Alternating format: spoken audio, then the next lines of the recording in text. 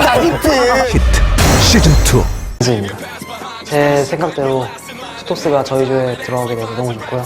조가 쉬운 만큼 또 연습도 많이 해서 올라가야 될 것 같아요. 변현우 선수가 되게 저거전을 되게 잘하셔서 제일 까다로울 것 같아요. 그러니까 너무 잘하시는 것 같고, 근데 제가 만나게 되면 꼭 이길 거예요. 1차 상대인 서성민 선수는 그래도 상대하기 훨씬 쉬울 것 같아요. 제가 토스전이 확실히 편하기 때문에 대란전보다, 그래서 좀 상대하기 할만할 것 같아요. 아프리카 프로토스 서성민 선수라고 합니다. 제가 생각해온 대로 강민선 선수가 저를 뽑을 것 같기도 했고, 뒤에 선수들도 저는 만족해가지고, 근데 나름 꿀조라고 생각하고 있어요. 배치된 조에는 만족하고 있어요. 김도우 선수? 동족전이 제가 좀 약한 면이 있어가지고 제일 까다로울 것 같아요. 김도우님은 또 우승도 하셨으니까 제가 이번에는 좀 더 높은 곳에 올라가고 싶네요. 무소속 테란 변현우입니다. 저그가 한 명 있다는 거에 만족하고 프로토스가 2명이나 있긴 하지만 그렇게 상대적으로 힘들어하는 선수는 아니기 때문에 만족해요. 다 어려운데 김도우 선수가 좀 껄끄러울 것 같아요. SK텔레콤 T1의 김도우입니다.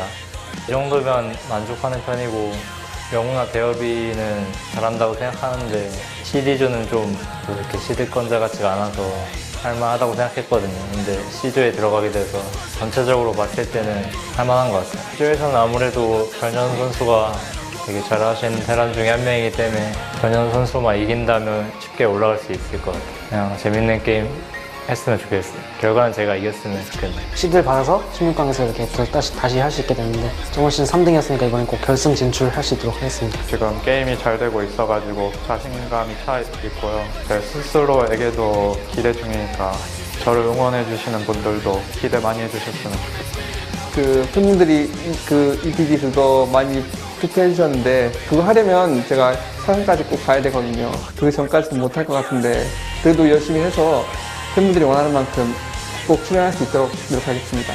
저번 시즌에 8강에 떨어졌거든요. 이번엔 꼭 결승까지는 가서 블리츠컨 갈 수 있도록 열심히 하겠습니다. 파이팅!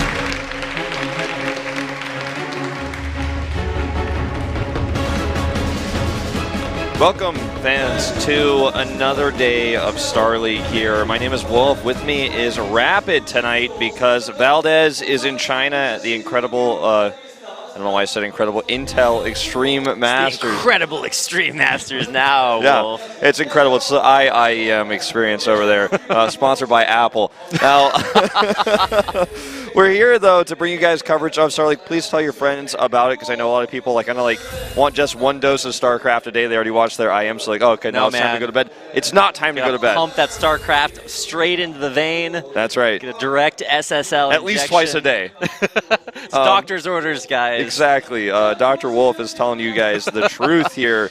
So definitely do spread the word that we have this broadcast going on tonight, because it is really important, and it is a very close group. This is one of the fan favorite groups because there's so many players in here that the foreign fans really like. Right. Even though maybe two of them not as many results as the other two. So I think in this group there are two clear favorites, but a lot of people really want Beyond to get out of this group. Right. I've seen a lot of pro Beyond tweets out there. You kind of have to sift through all of the other ones, but yeah, Beyond has actually been around for a really long time. Yeah. He's an old nerd, man. That guy's been playing for so long. He has. He's been playing since the beginning, right? He's the X-Prime Terran. He was on there with Maru and Marine King. Those three Terrans were like the kings of the roster with creators. What was his prime? It was Ghost King. Ghost King, that's right. He used to use that ID back in the day. Well, I mean, anything's an upgrade from Next Excrement, so... Yeah, that's right. That's his original OG ID. You gotta move on from there. You know, because Beyond can actually be used as a term for excrements, if you will. His old ID was actually censored on GOM TV. It would say Xanax every time. By the way, Beyond, just continuing to talk about him for a second, really the only teamless player in this tournament. You can call him an X-team player, but this player was doing so well at the beginning of Legacy of the Void. He fell off a little bit in the last parts of last season, but I think he's back in full form right now. And for him to go to the round of 8 would actually be huge. It would be crazy. It would be a big upset. The fact that he's made it here to the round of 16 is actually crazy in itself. I mean, this is actually a player who has played since the beginning, but was basically retired for over a year and has come back to make it to the round 16. That says something about his determination. Man, I don't know what it is with old players coming back. We had like MC, like Tages in the round of 16 GSL. It's like, oh my goodness, it's like watching back in Wings of Liberty all over again. Yeah, that's what it feels like here, right? Like we're seeing some real OGs, as I like to call them, because they are like the original StarCraft 2 players that played the best, that were on top of the world, because they were on top of Korea, which is just by default on top of the world. Yeah, you kind of got to change your galactic orientation a little bit, but it could be there one day. Yeah, sure. Global warming is just going to shift Korea gradually up towards the top of the world.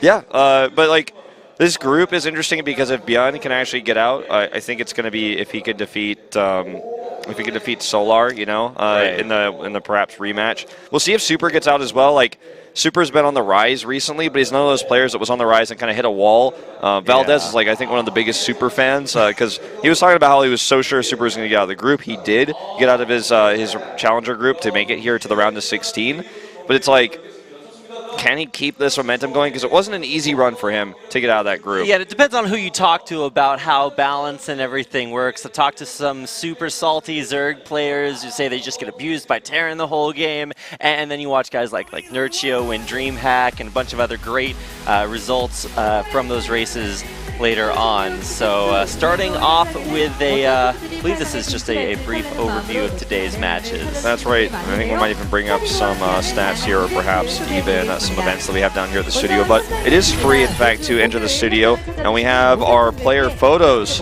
We did a photo shoot with all of the players making it to the round of 16.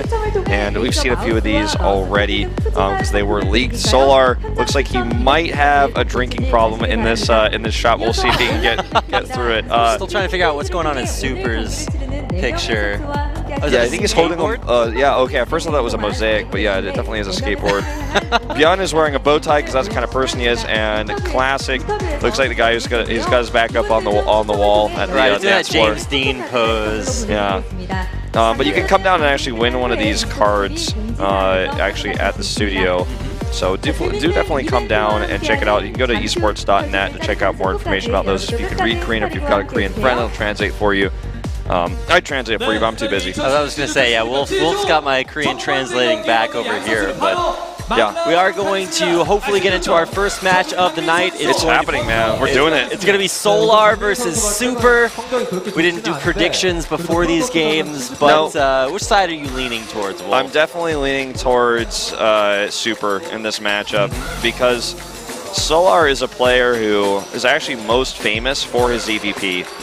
And everyone talks about it because he had this one incredible run where he was like 6-1 or 7-1 in Pro League in 2014. And everyone's like, oh my god, Samsung is the team, and Solar cannot be beat. He keeps playing on Protoss favorite maps and beating champions in Pro League. And everyone remembers that time, but that was only one time. Right. 2 years ago. And people still think he's like one of the best EVP players in the world. Not true anymore. Super, on the other hand, is on the Freak of Freaks where he has great practice partners to work with, the best of which is Curious. Curious is killing it right now. You know, he played his last few Pro League matches of the year incredibly well, did really good maps. He chose really smart maps, and when you look at this guy, he had a tough run through the group through challenges I was talking about, but still, I mean, a very talented player and a player who's been around since the beginning, and I do feel like his recent performances do overshadow those of his opponents here. And I know that Solar plays in a lot of online tournaments, and he's very famous amongst the foreign community, but I think Super is the better player here. We'll see what happens in this best of 3, though, because that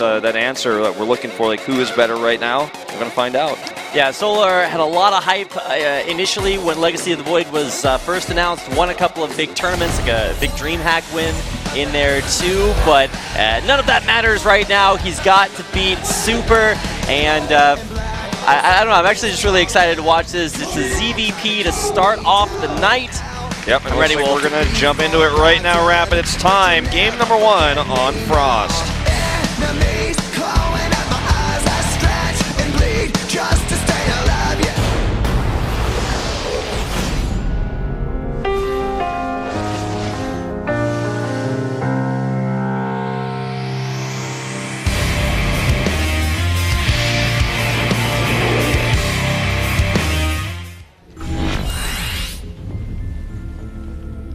Welcome to Frost. In the top right, in red, our Zerg player, it is Solar. Timed out a little bit too early there with the Korean casters and the camera shot, but it'll be okay. And his opponent to the bottom left at cross spawns. It is Super, the ex-MVP player, formerly known as Vampire, for those who followed way back when. Yeah, a player that all too near and dear to Wolf's heart after all killing your old team. Yeah, that's right. And I can't believe you even remember that, but yes, this did happen. I'm like digging into the deep recesses of Wolf's mind. It's like locked away there. But no, it's actually just a really impressive player. Like we said very early on, both he and Solar had some great results. But Super may be a little bit stronger right now. Currently, early scouting probe here into the base. And I called it scouting. Last time I cast with Valdez, he made fun of me for calling it exploring. But it's all the same thing. It's all the same thing, it really is. Scout is the technical term. I remember the first time I was playing like real competitive StarCraft on Battle.net, and just even playing like 2v2s competitively. And by competitively, I mean just like playing non-money maps, not playing non-UMS maps. I remember my teammate, the first time I heard my first or second game, was like, "Aren't you gonna scout?" And I'm like, "What does that even mean? Like, where do I scout what?" Why would I waste that mining time, Wolf? He's like, "Go check." He's like, "Go check. We'll see where he is. See what he's building." And I'm like, "Oh, I didn't even like, you know." I'm talking like I was like 10 or something. I'm like, I just didn't really consider that like what he's doing. I just was gonna do my thing. But yeah, scouting is an essential part of StarCraft, and it does cost you some mining. And something that I talk about all the time is how this is one of my least favorite maps because it is a large 4-player map, and you can actually be punished for scouting. Because sometimes in certain matchups when you go scout, if you just get unlucky with your scouting, then you lost money. By the time you get to the base, you don't see anything anyways. So sometimes it's better not to scout. There's arguments for both sides, but he actually does scout Solar's position here. And let's see if we might have a proxy going down here. Super's got this probe off to the left of Solar's base, and it's moving around every few seconds. He'll micro it a different direction, and I'm just like, is it just a late scout, or is there going to be some proxy tech over here? I think he just wants to make sure the hatch that he made earlier is still up, and they're actually even going to try to run by this queen, and he'll get lucky. This is pretty lucky that he gets in here. Actually, may not even, just barely gets through there. And you need 9-range queens now to stop scouts like that. Queen's got to be a little bit further on that one, but it's got to be the Dalseem Queen from Street Fighter 6 stretched out and grab it. But it's not quite able to get this probe. Or is it? Yes, there is the 8-range queen coming into effect, taking out the probe early. He did see that speed is going to be on the table. That's all he could really confirm.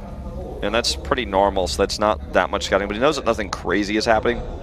Another thing is that because we're at cross positions, it's not like he could have actually, if he made a Roach Warren and super scouts, he like gets a free win because it's just so easy to defend. This is something that Dark popularized in this matchup, and if we're going to see Solar do it here, is to get an early Overlord speed. This means that nothing is secret here. He's actually just going to go ahead and show the Glaives upgrade to the Overlord because he knows that this, with the tech he's already committed to, he can't just not do it because the Overlord saw it. So this is more information for Solar. And right now in the meta, with this Overlord speed meta, it's pretty hard to hide anything from the Zerg. Right, eventually you're just going to get scouted unless you've got some 9-range, 8-range queens of your own, then it's hard to stop those Overlords from getting in. So not anything too controversial, although the Dark Shrine has actually just started, so I guess that's a little bit interesting because you haven't, I don't think that's been scouted yet. No, he flew over, saw the Glaives, but did not see the Dark Shrine yet. It is possible. Oh, see, this is why you have to scout again. This is so smart. He's going to come in here and check. He's going to go behind the natural here, and we'll sneak in and commit to seeing all the structures. He'll also confirm the gateway count, which he wasn't able to do before. So he's going to still see the Glaives upgrade, but will he scout the Dark Shrine just off to the side, and he will see it. Yeah, there he goes. He sees it. And the thing is, like, it may have been that Super was planning on doing a DT drop, because that would have also worked out with his build, but he changed it based off of this. But now he's going to commit to the Glaives regardless. He has a ton of gateways with all those gates he added, so he may have changed the build on the fly based on that scout. And he still has the Dark Shrine, which can be useful later on, but this is a terrifying attack that's coming out. Spores are coming out to defend DTs, but that's not what he wants here. He needs units. 8 Roaches about to pop up, but they're not ready yet, and these do have attack speed. And yeah, this is just, I mean, Adept's not super great against Roaches, but when you have those Glaives early on, your drones just die. And you're already starting to see those drone kills come in. He's going to be targeting down these spores initially, but right as he shades back on out or in, Dark Templar in the main, going into the drone line. They're trying to protect that spore colony there, but if they can target down these queens, there's just not enough to defend. Yeah, no, the observer's not showing you guys, but Rapid is right. There are DTs in the main base killing drones. That's why you see 10 dead right now. They've been in here for a long time, and now this is actually a lot of damage done. The Overseer finally arrives here, but the damage has been done, and the damage is not over either. He's killing this third base. It's nearly dead, and in fact, he's going to threaten the Shade to keep the units back so that he can actually just cancel that and kill the base. That's exactly what's happening. See, there's the cancel, and he will get this hatch. It's going to cost him some adepts for sure, but with this Shade here, he should be able to get the majority of them out. And this is a huge win. In fact, may even be game over here for Solar. We do see another drop is about to happen in the main here, and that Prism just cancels, goes back to transport mode. Third base not up here for Super. He hasn't even started one, which begs the question, is he ever going to make one? Is he just going to do a follow-up push? Because this is such a huge tempo lead he has. He even killed this drop that came into his main base without a hitch. It looks like it didn't do any damage at all. Yeah, I was actually just now seeing that the harassment from Solar has been pretty non-existent just because of that stop, and now your Zerg that's essentially on 2 bays. How do you get a 4th base and try to stop or try to keep ahead of a Protoss that's just now getting his 3rd base? Super in a pretty super spot right now after such early damage. Oh, he is going to take that 3rd Nexus. It may just simply be an empty 3rd. He could even cancel it for extra minerals. This is something that the strategy is as old as time. If you just cancel that Nexus to get 400 minerals back, while also leading the Zerg to believe that you're going to transition to a more macro-oriented play. There's basically nothing that Solar could do to catch back up. Super has to make a mistake, and that's kind of the situation we're in right here. And that's one of the things about StarCraft 2 is sometimes it's a game that's so competitive that the only way to get ahead is to play perfectly and have your opponent make mistakes. Adepts not going to complete their Shade in the main, but this is actually just so many Stalkers. The drones getting caught in transit. They're going to have to be pulled back. Some nice corrosive vials actually do land on some of the Adepts, but I don't know if this is going to be holdable here. Trying to push in here. This is a good defensible spot, I guess, for Solar, but he needs to save every single one of these roaches that he can. More Warpins coming in for Super. I don't know if Solar can hold this. It's just that empty 3rd I was talking about. He's not really using it. Blink is about to finish. He's accomplished so much without it, but now that he will have it, it's going to be even more powerful of a push. Basically impossible to stop. With good Blink micro here, he should never be hit by a single bile or even really lose a Stalker. This should be game. Ravagers don't do that much DPS either. It's only their biles that do. He blinks forward here. Another Warpin of 6 Stalkers should seal the deal. He blinks back to join with them, and this is just an overwhelming amount. This will be game here on Frost. That is it, ladies and gentlemen. Solar is taken out here in game number 1. GG. That was actually a very, very quick game 1 there. Frost, a map that makes for good macro games just if you do start in those cross positions, but that is not what we saw here. Super killing it. The game 1 win. Well, that's kind of the thing about Pros is they break the rules of maps with their Warpins. You have a Prism, and then suddenly you have the ability to be anywhere. Like, you're not restricted by your production, even at, if the map was twice as long, if he gets that tempo advantage and he has that Warp Prism, the Stalkers come straight to that location. They don't have to walk across the map. Yeah, man, when StarCraft Go comes out, I'm going to play Protoss and just warp myself right here to the studio every day. It's going to be so good, and actually a really impressive, kind of mind game, I guess I want to say, because when you're spending all the those minerals, like getting up spores in all 3 of your expansions, just because you do scout the Dark Templar tech, and then you just die to a depth. So it's like, I don't know how you really defend against that, because at the same time as he was killing a 3rd, he also had DTs in the main, so it's like,